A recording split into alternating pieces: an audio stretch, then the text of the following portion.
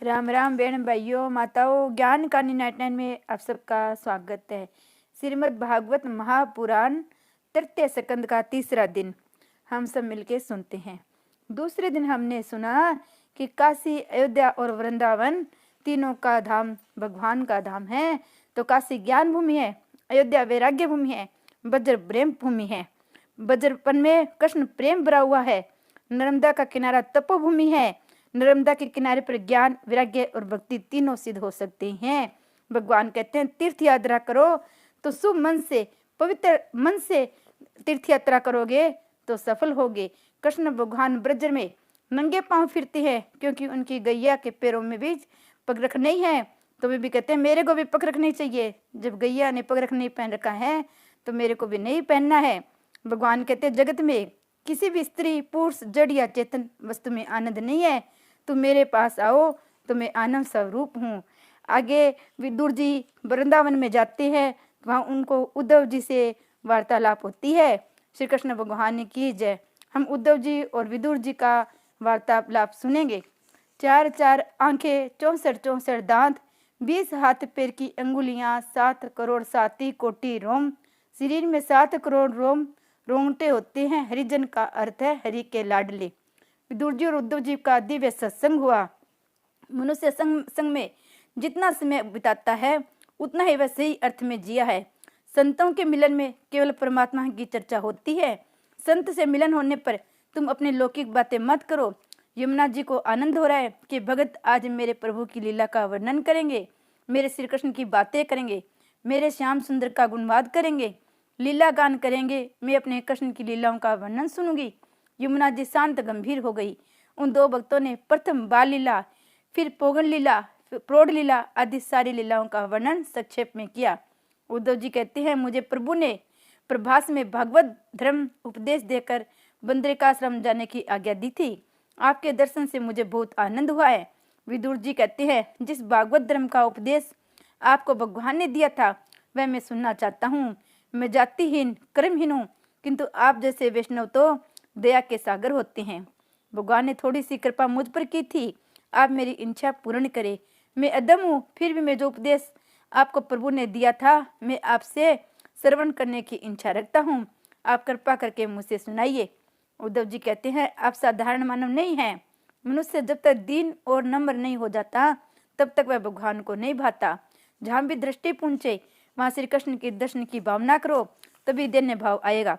विदुर जी आपसे और तो क्या कहूँ, जब मुझे उपदेश दिया था तब मंत्री जी वहाँ बैठे थे। भगवान ने जब स्वादगमन किया उसमें उन्होंने वसुदेव, देवकी, रुक्मणी, सत्यभामा आदि किसी को भी याद नहीं किया, किंतु आपको 3 बार याद किया था। वे मुझसे कहते थे मुझे अपने विदुर की याद आ रही है, वह मुझे नहीं मिला। एक बार जो भाजी मैंने उसके घर खाई थी उसका स्वाद मैं अभी तक नहीं भूल पाया। वह भाजी मुझे आज भी याद आती है। भगवान जिसको अपना कहे, अपना माने, उसका बेड़ा पार है। साधारण व्याकरण में कोई किसी से नहीं कहता कि तू मेरा है। जीव मंदिर में जाकर भगवान से कहता है मैं तेरा हूँ। घर लौटकर अपनी पत्नी से कहता है मैं तेरा हूँ। मंदिर में जो भगवान का था वह घर आने पर किसी और का हो गया। इसलिए भगवान न प्रश्न होते हैं न तो कहते हैं कि तू मेरा है। मंदिर में जो भगवान का था वह घर लौटने पर यह भी भूल गया कि वह किसका है। भगवान को वैसे तो कई मनुष्य कहते हैं हम आपके हैं, किंतु ऐसा कोई नहीं कहता कि मैं केवल आपका हूँ और अन्य किसी का नहीं हूँ।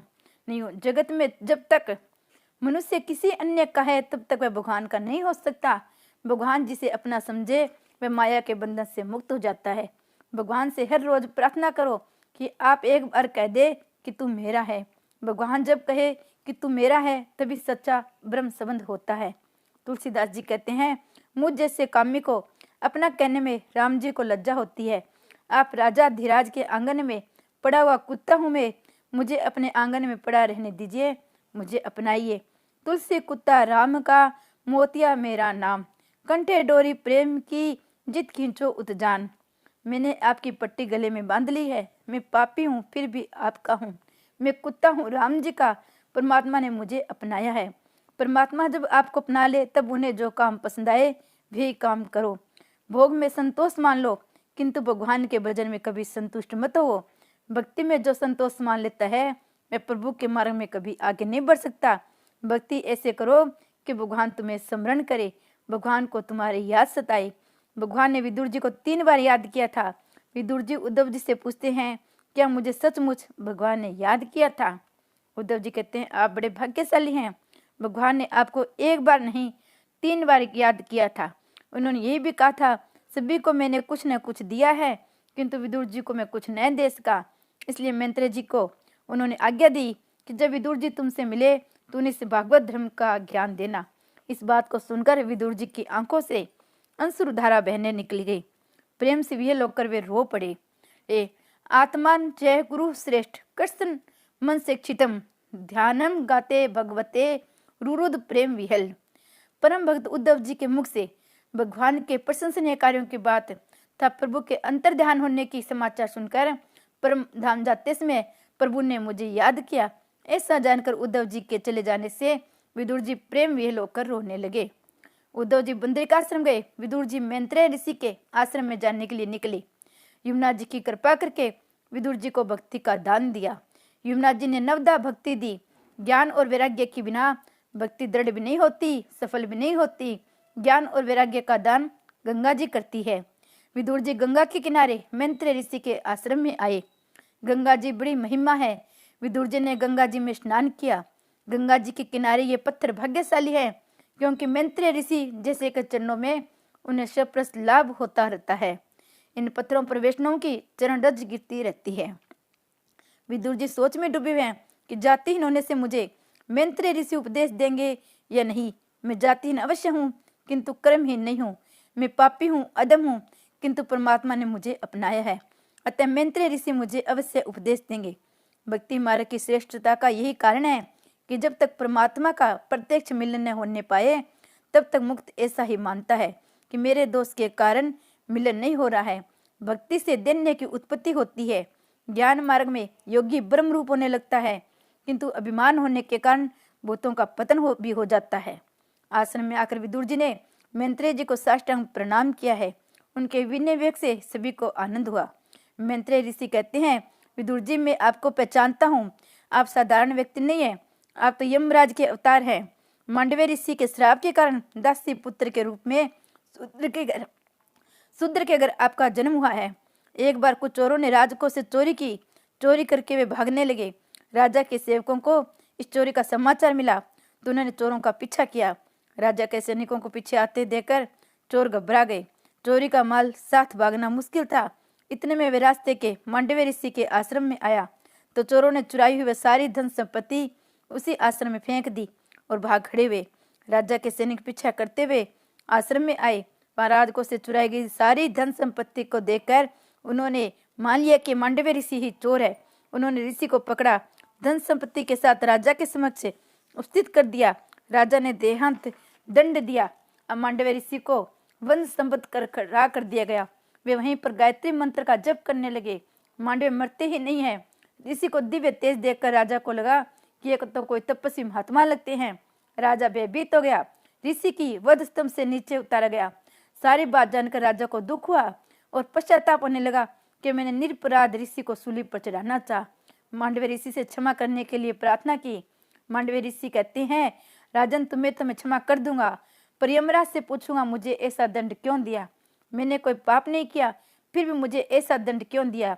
मैं यमराज को क्षमा नहीं कर सकता। जिसने पाप किया हो उसे डर लगता है, पापी को यमराज क्रूर लगते हैं। मांडव्य कहते हैं, मुझे निष्पाप की सजा क्यों, मैं उस न्यायाधीश यमराज को दंड दूंगा। अपने चरित्र पर कैसा अटल विश्वास। भरतखंड का एक पवित्र संत आज न्यायाधीश से उत्तर मांगने जा रहा है। यमराज की सभा में आकर ऋषि ने यमराज से पूछा, जब मैंने कोई पाप भी नहीं किया तो मुझे सूली पर क्यों चढ़ाया गया। सूली पर लटकाने की सजा मुझे फिर कौन से पाप के लिए दी गई। यमराज घबरा गए। उन्होंने सोचा, यदि कहूंगा कि भूल हो गई तो ये मुझे श्राप दे देंगे। अतः उन्होंने ऋषि से कहा, जब आप 3 वर्ष के थे तब आपने एक तितली को कांटा चुभोया था, उसी पाप की ये सजा दी गई है।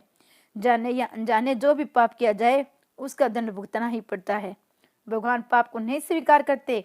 पुण्य के उपभोग की इच्छा न करे तो कोई बात नहीं, किंतु पाप तो भोगना ही पड़ेगा। पुण्य कृष्ण अर्पण हो सकता है, पाप नहीं। पाप तो भोगना ही पड़ेगा। अन्यथा पाप का नाश नहीं हो सकता। लोग शाम को दुकान से घर लौटते समय मंदिर में जाते हैं, हाथ जोड़कर प्रार्थना करते हैं, सारे दिन जो मैंने कुछ झूठ बोला होगा, किसी को ठगा होगा, जो कुछ भी कुकर्म किए होंगे, वे सभी तुम्हें अर्पित है। कायेन वाचा मन सेन्द्रिया वह प्रकृति स्वभावत क्रोमी यत यत संकल्प प्रश्य नारायणति समर्प्यामि। काया वाचा और मन से जो किया जाए, अर्थात इनमें जो पुण्य किए जाए, वह प्रभु को अर्पण करना है। पुण्य समर्पित हो सकता है, पाप नहीं। भगवान पाप नहीं लेते हैं। सामान्य सरकार पुरस्कार वापस लेती है, किंतु किसी को दी गई सजा वापस नहीं लेती है। भगवान कहते हैं, कैसा मूर्ख व्यक्ति है मुझे अपने पाप अर्पित करने चला है।